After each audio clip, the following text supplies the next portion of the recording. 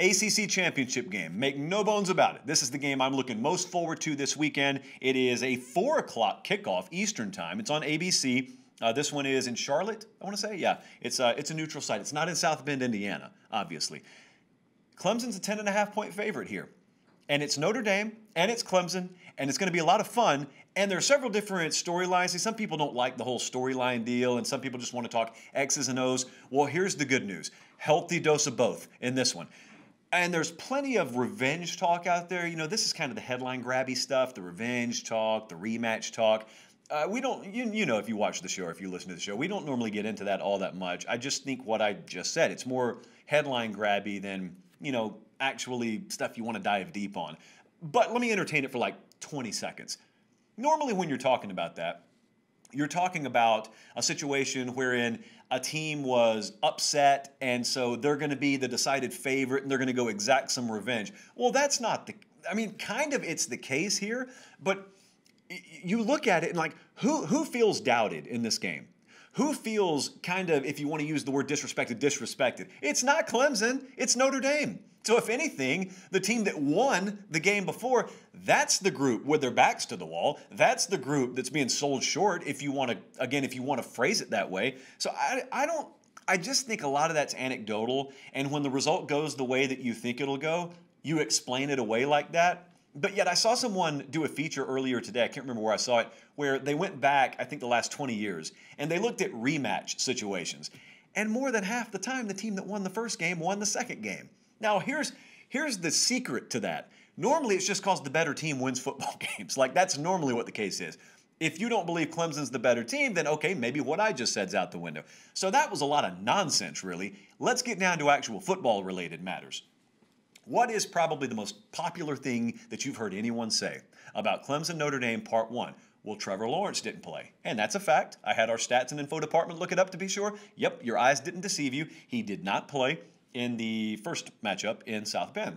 That was DJ Uiagalelei. Okay, now, you've got one school of thought that says, well, he was out, he's back, case closed, Clemson's game. And then you got some other folks, and they're thinking at a little bit different level, and they say, well, hold up now. Let's not fly off the handle. Did you see Uiagalelei's stat line in that first game? Because, hey, looks to me like if you were to just do a blind resume, you can't tell the difference in how well he did versus if Trevor Lawrence would have played. And when you're talking about just a normal stat line, you're right. Like, Uiagalelei played out of his mind. He put up as good a numbers at that point as Trevor Lawrence had in virtually any game that he's played. So basically the school of thought is, okay, they were missing Lawrence, but how much better would he have done than DJ Uiagalelei did? Like, quarterback's not the reason they lost that night. I happen to agree with that, by the way. However, a couple things can be true.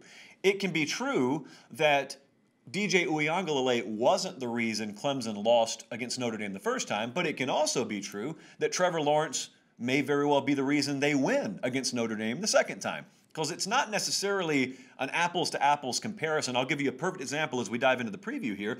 Just think about this. Just third down alone. Third down, you've probably, if you've gone back and watched that game, or if you watched it live the first time and you remember it, that's what stands out. A couple of different ways, actually. Like, Notre Dame got the job done on third down. Clemson did not necessarily get the job done to the degree that you would normally expect them to, and it allowed the game to remain in the balance, and ultimately Notre Dame prevails in overtime. But just think about this. Change nothing else, but just take Trevor Lawrence's mobility and his ability to extend plays when they're broken. If you just get a couple of extra third down conversions from him, broken plays, 3rd and 5, couple 3rd and 5s, 3rd and 5, 3rd and 6, it breaks down, he scrambles, falls forward, first down. That alone is the difference in a football game, especially a competitive football game. So his stat line, I'll tell you something that may very well happen. He may very well not have as impressive a stat line, just in terms of raw numbers, as DJ did first time they played, and may end up being the winning quarterback here, if some of you believe in quarterback wins as being a stat. It's a lot more situational is what I'm trying to say. Mobility on third down obviously is one of those situations where it's not going to be found in your completion percentage or your total amounts of yards thrown for. But as much as that's one popular narrative, let me shift to another one here, because I don't buy another one of the popular narratives out there. I think that a lot of folks have a set opinion of Notre Dame football in their mind, and it doesn't really change year to year. I get the distinct impression, I grew up in the South, so I can tell you I watch all college football. Not everyone down here watches all of college football. Some folks, now I'm going to paint with a very broad brush here because it's not just a Southern thing. Like, not a lot of folks in Texas are watching you. Not a lot of folks in California may be watching you. But they know about Notre Dame. They have an opinion of Notre Dame. And here's basically what it is. When I was talking to Brian Kelly, I showed you guys that clip about a month ago, and I told him, hey, so here's the impression. Until you win a national championship, no one's going to view you as being a top-tier team. He said, yep, you're pretty much right. We need to win a championship. But that's all. Until they win a championship, no one really changes their opinion. So what's the opinion? Well, here's the opinion. A high-power, high-octane offense is going to go up and down the field on them.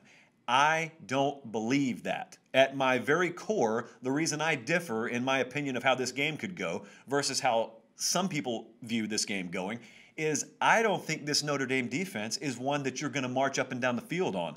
I need take you back no further than the North Carolina game. And I want you to remember that North Carolina game, Thanksgiving week. We talked about this earlier this week. They limited, really bottled up that North Carolina ground game, made them one-dimensional, and North Carolina really couldn't generate a whole lot of offense against them. There were historic lows statistically for North Carolina in that game, and you may think, okay, well, yeah, so what? Like, Notre Dame should have beaten them. But here's the problem. At the time, the spread on the game was like 3.5, and there were a lot of people picking that as an upset.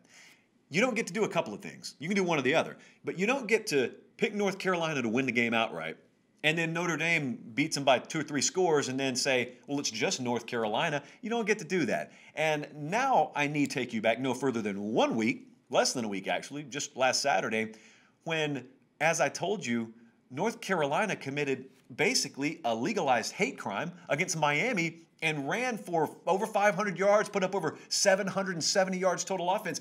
And everyone else was thinking about Miami, like the dead body that was Miami football the other day. I'm sitting there watching North Carolina pound on a corpse, and all I'm thinking about is Notre Dame limited them to what? And how many? And wow. And so then I'm thinking about the ACC championship game and all this mentality out there that seems to be pervasive that Trevor Lawrence is back, just going up and down the field on them. No, you're not. You may beat them, but if you beat them, you're going to have to beat them with razor-sharp precision. You're going to have to execute. You're going to have to convert a critical amount of third downs. You're going to have to do a lot of stuff that you have to do against really good teams. Not all the really good teams in America are parked in the Southeast. There may be 1 or 2 of them, believe it or not, that can challenge you from a place like South Bend, Indiana. Notre Dame's team this year is not one that you're going to, A, out-athlete, not this one. You may beat them. It won't be because you just lean on them with superior athletes. And number 2, you're not going to run them off the field defensively. If you beat them, you may beat them, but you're going to do it the way that I just laid out, not hanging 35 in the first half. Like, that's not the kind of team Notre Dame has right now. How different is the Notre Dame offense, though? So when we go back to the last time they played, you remember it kind of got wild on the scoreboard, and there are 2 big factors that have changed. Notre Dame fans have talked about this until they're blue in the face at this point, kind of that dark blue. But they're blue in the face at this point, talking about the vulnerability that they may have without Mr. Patterson there at center. And I'm worried about it just like you guys are, because there's been addition and subtraction each way. You know, Notre Dame understands very much so, probably about as in tune with their offensive identity as any team in America. And it starts along that line of scrimmage, and they were very good. You know, they internally thought they had the best line of scrimmage in America until you start getting injuries.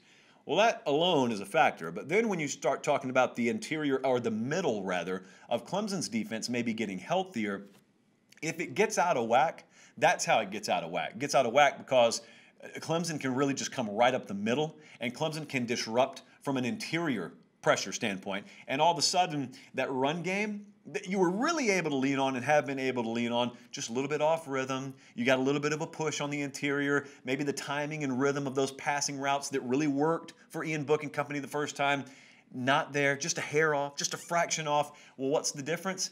The difference is those young defensive linemen for Clemson, all of them had 5 stars next to their name. Now they got a taste of this game. They got a taste of you. You're not quite what you were. You've lost probably a Remington Award finalist between the last time you played them and now. That's how it could get out of whack. They know, they being Notre Dame, they know they got to run the ball and got to run the ball effectively. Clemson wants to, but Etienne was a ghost the first time they played this game, and it was still neck and neck in overtime. So Notre Dame's got to run it. Clemson really wants to run it, but you've also got the running threat at quarterback you didn't quite have last time. So what do we see in this game?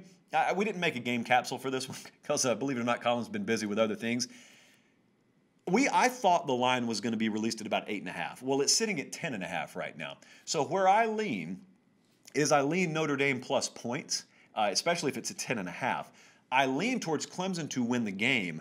I do not buy, as I told you, at all, the notion that this is one of those runaway and hide type conference championship games for Clemson. Because, see, most of the time, when they're playing in the ACC title game, they're not playing a playoff caliber team. They're playing a team that just happened to trip into the ACC title game, and they can go basically have a nice, well-organized scrimmage with fans in the stands and a team wearing a different jersey with no tiger paw in the helmet. That's not this Saturday. This Saturday, you might as well look at it as the first round of the playoffs. And think about what I just said there. That hadn't been Clemson because it hasn't been the ACC. But for 1 year only and one night only, you actually get a playoff caliber opponent in your conference championship game, which means if the Tigers want to win a national title, they got to beat 1, 2, 3 playoff caliber opponents in a row. Welcome to the deep end of the pool. They're very capable of doing it, of course. So I'm going to take Clemson to win. I will take Notre Dame, however, to cover the 10.5.